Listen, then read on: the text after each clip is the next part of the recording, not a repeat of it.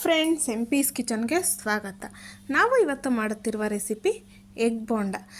ತುಂಬ ರೀತಿ ನಾವು ಬೋಂಡನ ಮಾಡಿರ್ತೀವಿ. ಡಿಫ್ರೆಂಟಾಗಿ ಬರೀ ಮಕ್ಕಳಿಗೆ ಎಗ್ಗಷ್ಟೇ ಬೇಯಿಸ್ಕೊಡೋದ್ರ ಬದಲು ಈ ರೀತಿ ಒಂದು ಸರ್ತಿ ಎಗ್ ಬೋಂಡನ ಟ್ರೈ ಮಾಡಿ. ತುಂಬಾ ರುಚಿಯಾಗಿರುತ್ತೆ, ಹಾಗೆ ಮಾಡೋದು ಕೂಡ ಈಸಿ. ಹಾಗಿದ್ರೆ ನಮ್ಮ ವಿಡಿಯೋ ನೋಡೋದಕ್ಕಿಂತ ಮುಂಚೆ ಪ್ಲೀಸ್ ನಮ್ಮ ಚಾನಲ್ನ ಸಬ್ಸ್ಕ್ರೈಬ್ ಮಾಡಿ, ಸಪೋರ್ಟ್ ಮಾಡಿ, ಲೈಕ್ ಮಾಡಿ, ಶೇರ್ ಮಾಡಿ, ಪಕ್ಕದಲ್ಲೇ ಕಾಣೋ ಬೆಲ್ ಲೈಕ್ ಮೇಲೆ ಕ್ಲಿಕ್ ಮಾಡಿ. ಹಾಗಿದ್ರೆ ಎಗ್ ಬೋಂಡ ಮಾಡೋ ವಿಧಾನ ಹೇಗೆ ಹಾಗೂ ಬೇಕಾಗುವ ಸಾಮಗ್ರಿ ನೋಡೋಣ ಬನ್ನಿ. ನಾನಲ್ಲಿ ಎಗ್ನ ಬೇಯಿಸಿ ಸಿಪ್ಪೆ ತೆಗೆದು ಇಟ್ಕೊಂಡಿದ್ದೀನಿ. ಹಾಗೆ ಕಡಲೆ ಹಿಟ್ಟು, ಸ್ವಲ್ಪ ಉಪ್ಪು, ಖಾರದ ಪುಡಿ, ಚಿಟಕಿ ಸೋಡಾ, ಹಾಗೆ ಕರಿಯೋದಕ್ಕೆ ಬೇಕಾಗುವಷ್ಟು ಎಣ್ಣೆ, ಸನ್ಫ್ಲವರ್ ಆಯಿಲ್.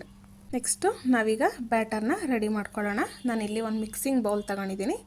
ಮಿಕ್ಸಿಂಗ್ ಬೌಲ್ಗೆ ಈಗ ಜರಡಿ ಮಾಡಿರೋಂಥ ಕಡಲೆ ಹಿಟ್ಟನ್ನ ಸೇರಿಸ್ಕೊಳ್ಳೋಣ. ನೀವು ಕ್ವಾಂಟಿಟಿ ನೋಡಿಕೊಂಡು ಮಾಡ್ಕೋಬೋದು. ನಾನಿಲ್ಲಿ 4 ಮೊಟ್ಟೆಗೆ ಎಷ್ಟು ಬೇಕೋ ಅಷ್ಟನ್ನು ಸೇರಿಸ್ಕೊತಾ ಇದ್ದೀನಿ. ಹಾಗೆ ಇದಕ್ಕೆ ರುಚಿಗೆ ತಕ್ಕಷ್ಟು ಉಪ್ಪು, ಹಾಗೆ ಖಾರದ ಪುಡಿ, ಚಿಟಕಿ ಸೋಡಾ ಎಲ್ಲನೂ ಸೇರಿಸ್ಕೊಂಡು ಡ್ರೈ ಮಿಕ್ಸ್ ಮಾಡ್ಕೊಳ್ಳೋಣ. ನಾವು ಡ್ರೈ ಮಿಕ್ಸ್ ಮಾಡ್ಕೊಳ್ಳೋದ್ರಿಂದ ಉಪ್ಪು ಖಾರ ಹಾಕಿರೋದು ಎಲ್ಲ ಕಡೆ ಹೊಂದ್ಕೊಳ್ಳುತ್ತೆ. ನಾವು ಹಾಗೆ ಕಲಸಿದ್ರೆ ಅದು ಒಂದೇ ಕಡೆ ಹೋಗಿ ಸೇರ್ಕೊಳ್ಳುತ್ತೆ. ನೋಡಿ, ಈಗ ಡ್ರೈ ಮಿಕ್ಸ್ ಆಗಿದೆ. ಅದಕ್ಕೆ ಸ್ವಲ್ಪನೇ ನೀರು ಹಾಕ್ಕೊಂಡು ಕಲಿಸ್ಕೊಳ್ಳೋಣ. ನಾವು ಒಂದೇ ಸರ್ತಿ ನೀರು ಹಾಕೋದ್ರಿಂದ ಅದು ಗಂಟು ಥರ ಆಗುತ್ತೆ. ನಾವು ಈ ರೀತಿ ಸ್ವಲ್ಪನೇ ನೀರು ಹಾಕೊಂಡು ಕಲಿಸ್ಕೊಂಡ್ರೆ ನಮಗೆ ಬ್ಯಾಟರು ಪರ್ಫೆಕ್ಟಾಗಿ ರೆಡಿ ಆಗುತ್ತೆ. ನಾವು ತುಂಬ ರೀತಿ ಬೋಂಡ ಬಜ್ಜಿನ ಮಾಡಿರ್ತೀವಿ. ಈ ರೀತಿ ಒಂದು ಸರ್ತಿ ಎಗ್ ಬೋಂಡನ ಟ್ರೈ ಮಾಡಿ. ಎಲ್ಲರೂ ಇಷ್ಟಪಟ್ಟು ತಿಂತಾರೆ ಮನೆಯಲ್ಲಿ. ಸಂಜೆ ಟೈಮು, ಈವ್ನಿಂಗ್ ಸ್ನ್ಯಾಕ್ಸು, ಟೀ ಜೊತೆ ತುಂಬಾ ಚೆನ್ನಾಗಿರುತ್ತೆ. ನಾವು ಆಲ್ರೆಡಿ ನಮ್ಮ ಚಾನಲಲ್ಲಿ 2-3 ರೀತಿ ನಾವು ಬಜ್ಜಿ ಬೋಂಡನ ಮಾಡಿ ತೋರಿಸಿದ್ದೀವಿ. ನೀವು ಒಂದು ಸರ್ತಿ ಅದನ್ನು ನೋಡಿ ಟ್ರೈ ಮಾಡಿ. ತುಂಬಾ ಚೆನ್ನಾಗಿ ಬರುತ್ತೆ, ಮಾಡೋದು ಕೂಡ ಈಸಿ. ನೋಡಿ, ಈ ರೀತಿ ನೀಟಾಗಿ ಗಂಟಿಲ್ಲದೆ ಇರೋ ರೀತಿ ನಾವು ಬ್ಯಾಟರ್ನ ರೆಡಿ ಮಾಡ್ಕೋಬೇಕಾಗುತ್ತೆ. ನೀವು ಈ ರೀತಿ ಕೈಯಲ್ಲಾದರೂ ಕಲಿಸ್ಕೋಬೋದು, ಇಲ್ಲಾಂದರೆ ಈ ರೀತಿ ವಿಸ್ಕರಲ್ಲಾದ್ರೂ ಕಲಿಸ್ಕೋಬೋದು, ಇಲ್ಲಾಂದರೆ ಸ್ಪೂನಲ್ಲಾದ್ರೂ ಕಲಿಸ್ಕೋಬೋದು. ಈಸಿಯಾಗಿ ಕಲಿಸ್ಕೋಬೋದು ನಾವು. ಈಗ ಬ್ಯಾಟರು ರೆಡಿಯಾಗಿದೆ. ನೋಡಿ, ಈ ರೀತಿ ನಾವು ಈ ರೀತಿ ಮೇಲಿಂದ ಎತ್ತಿ ಈ ರೀತಿ ಬಿಟ್ಟಾಗ ಈ ರೀತಿ ನೀಟಾಗೆ ಬರಬೇಕು. ನಾನೀಗ ಮೊಟ್ಟೆನ ಕಟ್ ಮಾಡ್ಕೊತಾ ಇದ್ದೀನಿ. ನಾನಿಲ್ಲಿ ಫುಲ್ ಮೊಟ್ಟೆನ ಮಾಡ್ತಾಯಿಲ್ಲ, ಅರ್ಧ ಮೊಟ್ಟೆ ಕಟ್ ಮಾಡಿಕೊಂಡು ಮಾಡಿ ತೋರಿಸ್ತಾ ಇರೋದು. ನೋಡಿ, ಈಗ ಮೊಟ್ಟೆ ಎಲ್ಲ ಕಟ್ ಮಾಡ್ಕೊಂಡಿರೋದಾಗಿದೆ. ಈ ರೀತಿ ಎಲ್ಲೋ ಪಾರ್ಟು ಅದರೊಳಗಡೆ ಇರಬೇಕು. ನಾನೀಗ ಎಣ್ಣೆನ ಮುಂಚೆನೇ ಕಾಯೋದಕ್ಕೆ ಇಟ್ಟಿದ್ದೆ. ಈಗ ನೋಡಿ, ಎಣ್ಣೆ ಬಿಸಿ ಆಗಿದೆ. ಈಗ ನಾವು ಮೊಟ್ಟೆನ ಹಿಟ್ಟೊಳಗಡೆ ಮಿಕ್ಸ್ ಮಾಡಿಕೊಂಡು, ನೋಡಿ ಈ ರೀತಿ ನಾವು ಕೈಯಲ್ಲಿ ಹಾಕೋಕ್ಕಾಗಿಲ್ಲ ಅಂದರೆ ಈ ರೀತಿ ಸ್ಪೂನಲ್ಲಿ ನೀಟಾಗೆ ಬರುತ್ತೆ. ಈ ರೀತಿ ನಾವು ಮೇಲೆ ಕೆಳಗೆ 2 ಕಡೆ ಡಿಪ್ ಮಾಡಿಬಿಟ್ಟು ಈ ರೀತಿ ಸ್ಪೂನಲ್ಲಿ ಎತ್ತಿಬಿಟ್ಟು ನಾವು ಹಾಕೋದ್ರಿಂದ ಕೈನೂ ಸೇಫಾಗಿ ಇಟ್ಕೋಬೋದು.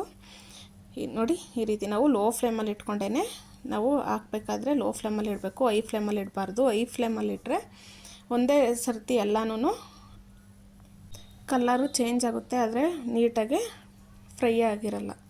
ಈಗ ನೋಡಿ, ನಾವು ಬಾಣಲಿಗೆ ಎಷ್ಟಾಗುತ್ತೋ ಅಷ್ಟೂ ಸೇರಿಸ್ಕೊಳ್ಳೋಣ.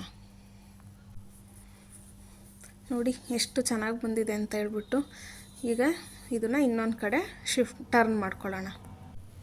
ಈಗ ನಾವು ಇನ್ನೊಂದು ಕಡೆನೂ ಇದನ್ನು ನೀಟಾಗಿ ಫ್ರೈ ಮಾಡ್ಕೋಬೇಕು. ನಾವು ಇದನ್ನು ತುಂಬ ಟೈಮ್ ಫ್ರೈ ಮಾಡಬೇಕು ಅಂತ ಏನಿಲ್ಲ. ನಾವು ಮೊಟ್ಟೆನ ಬೇಯಿಸಿರ್ತೀವಿ, ಅದು ಮೇಲ್ಗಡೆ ಇಟ್ಟು ಬೆಂದರೆ ಸಾಕಾಗುತ್ತೆ ನಮಗೆ. ನೋಡಿ, ಈ ರೀತಿ 2 ಕಡೆ ಟರ್ನ್ ಮಾಡಿಕೊಂಡು ನೀಟಾಗಿ ಇದನ್ನು ನಾವು ಫ್ರೈ ಮಾಡ್ಕೋಬೇಕು. ನೋಡ್ತಾ ಇದ್ದೀರಲ್ಲ ಎಷ್ಟು ಚೆನ್ನಾಗಿ ಬಂದಿದೆ ಅಂತ ಹೇಳ್ಬಿಟ್ಟು. ನಾವು ಈ ರೀತಿ ಈಸಿಯಾಗಿ ಮಕ್ಕಳಿಗೆ ಇಷ್ಟ ಆಗೋ ರೀತಿ ಮನೆಗೆ ಎಲ್ಲರೂ ಇಷ್ಟಪಟ್ಟು ತಿಂತಾರೆ. ಟೀ ಟೈಮಲ್ಲಿ ಈ ರೀತಿ ಮಾಡಿಕೊಂಡ್ರೆ ನಾವು ಸ್ನ್ಯಾಕ್ಸ್ ಆಗಿ. ಈಗ ಇದು ಚೆನ್ನಾಗಿ ಫ್ರೈ ಆಗಬೇಕು. ನೋಡಿ, ಈಗ ಇದು ನೀಟಾಗೆ ಫ್ರೈ ಆಗಿದೆ 2 ಕಡೆ. ಎಷ್ಟು ನೀಟಾಗೆ ಬಂದಿದೆ ಅಂತ ಹೇಳ್ಬಿಟ್ಟು ಗೊತ್ತಾಗ್ತಿದೆ ನಮಗೆ.